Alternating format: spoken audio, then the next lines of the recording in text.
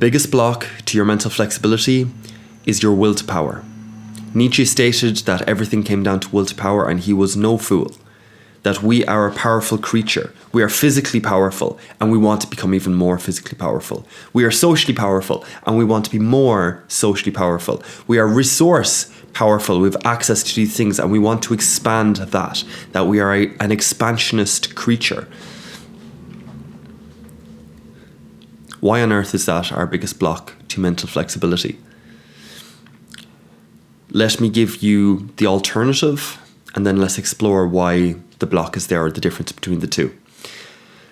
The alternative is Socrates' know thyself. That being the quest for life, to know oneself. How do we know ourselves? By expending energy, by watching ourselves engage with the world, by watching ourselves participate in multiple different situations, multiple different scenarios, recognizing that if we go in dehydrated, we're not it's not the best product. If we go in and we're fasting, we might be tired, but maybe a bit sharper. If we go in, or maybe low sugars crash us out, or all of these things. That's just on the purely input side. If we have access to some resources but not others, it affects our emotions this way. If we have access to some social networks but not others, it affects us whatever way. Granted. Okay, so it's complex being human, and I suppose at this point we should probably just take a moment to acknowledge that we don't know ourselves. That's really what I'm trying to get at here. Is that we don't, and it's quite impossible because we're a moving target, we're constantly growing. And to bring this down to earth into something tangible that you can touch, we are not fully in control of ourselves. We all have vices, we all are under-optimized, despite the fact that we all know that we should drink a certain amount, eat a certain quality of food, exercise, spend some social time, that we should get enough sleep, that we should some bit regulate our phone use or screen time. All of these things we know, and yet we're not executing on those. And that's just for ourselves, never mind the fact that the planet and all of these things that none of that's sustainable either, and yet we're still doing it. Grant, so we don't know ourselves. Not completely. If we can start from there, that point of humility, then we can have access to this quest of knowing ourselves. And for that to be the ultimate quest, and it's something to be excited about. How can you offer yourself to another if you don't know yourself? But then how can you know yourself if you don't offer yourself to another? There are depths of ourselves that we can only come into contact with once we're in contact with other people. So let me put this into practical terms, because I don't want to make this, I want to have the two different approaches meet at this point. The reason why the will to power is a block is because, it tires out quickly. Say you are leading a team and you want to just amplify the team. You've worked on marketing last month, you worked on networking the month before. This month you are focused on team building. Granted, the first week you're just like, yeah guys, here's how to be motivated, here's how to do stuff, this is what needs to be done, I need you to go do it, and the team's just not quite working with you. What happens? Well, your will to power will say, I'm putting so much effort and energy into these guys and they're just not giving it back. And that's tiring. Okay, maybe you are tenacious and you do not give up. So you have this plan for a month and it's just like, we'll hit it hard and we'll see what comes up at the end of the month. Even in that case where it doesn't tire out, it is still not flexible. Because it is just committed to the process, committed to the blueprint that you went in with. It is just trying to see what happens. It is treating life like an experiment, but it's just not, it's a bit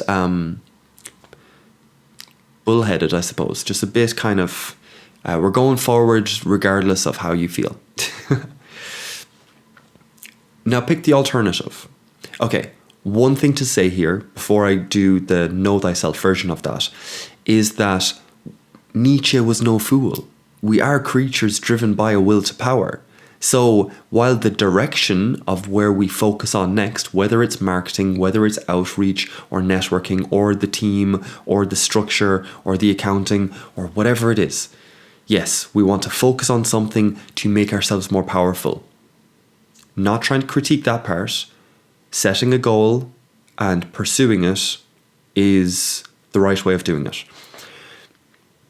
But how you then approach the execution is where the difference is had. So let's return to our example. Trying to amplify the team. Say you have a sales team. And you're there trying to you go get them, and you're motivational, and you're trying to train them and give them all the little bits that you learned when you were doing all of this, and you're giving them your best. But they're just not quite picking it up. Something's not right.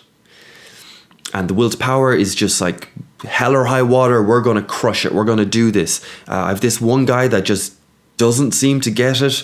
I guess he's not for the company. He's not in the powerful. Therefore, out you go. Okay. Know thyself. From this perspective, why am I irritated by that one guy? Why is this so tiring? Why is this not energizing?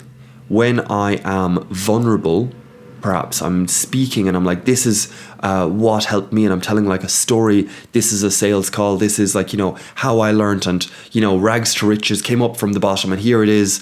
And it's just the story's not good enough to capture everyone. Why does that weigh on me? Perhaps because rags to riches, that's the quintessential inspirational story. Surely it inspires everyone. But it's not reaching them. Why is that? Is it that I'm no longer connected to that story? Is it that they can see the transactional nature of this, that you are just focusing on them and they know you'll be gone in a month? Is it that other things are affecting? Whether it's your diet, whether it's your exercise, your social relationships at home or in the community, or all of these different things. What is it that's affecting this? Why is this drive not landing? Why is it tiring? How is it moving? That one person that it doesn't connect with, is there another angle? As in, what's there? How am I relevant to that person? Because clearly at the moment, the approach isn't, I'm not being relevant to them. They're just continuing on as they were, and I'm not really playing a role. I'm a character in their life, but I'm not playing a role in building their life.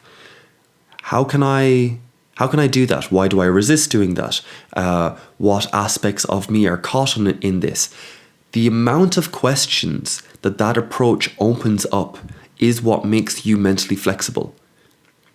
Okay, being authentic didn't work with this one guy, so maybe being humble and listening to their side is the approach. Being assertive and being tenacious, not letting go, didn't work for the first 2 weeks.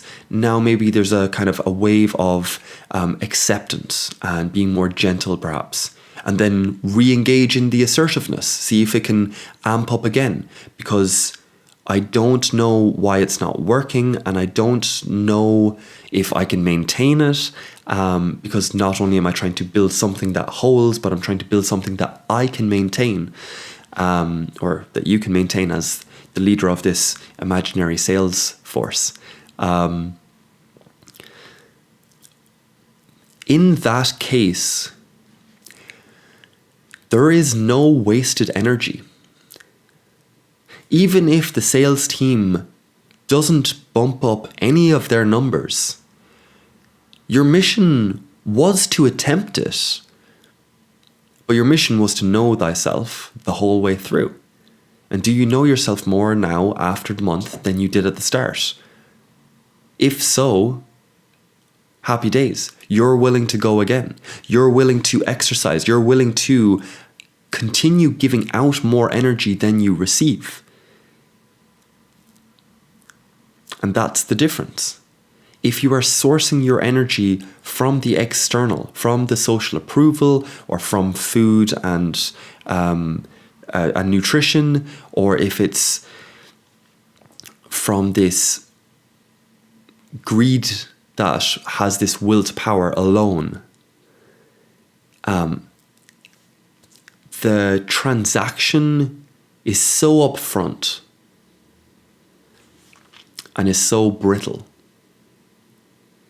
If you want to know thyself, the transaction is lived every moment and is always generative, is always rewarding.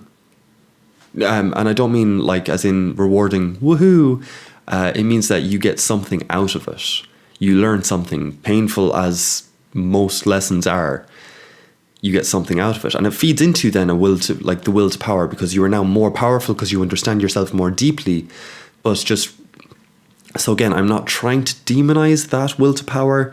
I'm just trying to invite you to place it in its proper place, and to place this quest of knowing thyself in its proper place.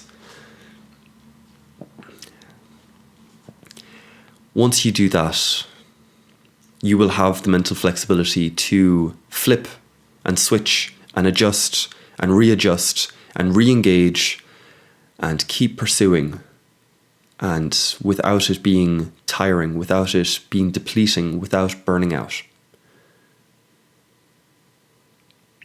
Thank you for watching the video. I'll see you next week. Bye guys.